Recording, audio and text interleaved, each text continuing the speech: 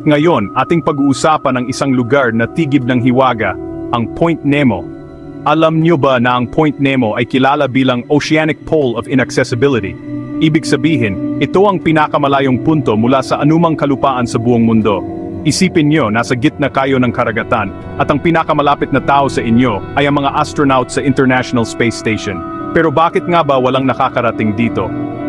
Ang simpleng sagot, sobrang layo. Nasa gitna ito ng South Pacific Ocean, at ang pinakamalapit na isla ay mahigit 2,700 kilometro ang layo. Aba, halos 3 beses na mas malayo pa yan sa biyahe mula Maynila hanggang Davao. Hindi lang layo ang usapan dito. Ang panahon sa paligid ng Point Nemo ay hindi mahuhulaan. Malalaking alon, napakalakas na hangin, at kakaibang agos sa ilalim ng dagat ang haharapin mo.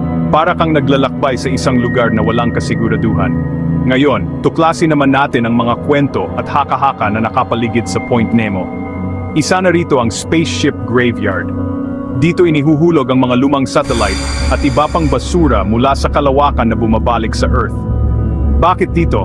Dahil napakalayo nito sa mga tao, kaya ligtas ang lahat.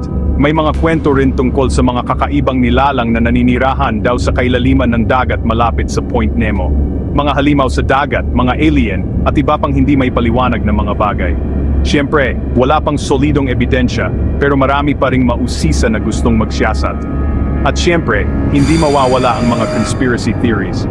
May mga nagsasabing may secret underwater base daw dito na ginagamit ng mga gobyerno para sa mga top secret na eksperimento. Totoo man o hindi, talagang nakakaintriga ang Point Nemo.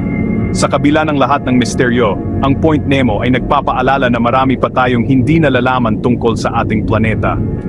Isa itong lugar na parang galing sa science fiction, pero totoo at naririyan lang, naghihintay na ma-explore at matuklasan. Kaya mga mystery enthusiasts, ano sa tingin nyo? May tapang ba kayong harapin ang Point Nemo? Kung nagustuhan nyo ang video, huwag kalimutang mag-like at mag-subscribe para sa mas marami pang misteryosong kwento. Maraming salamat sa panonood.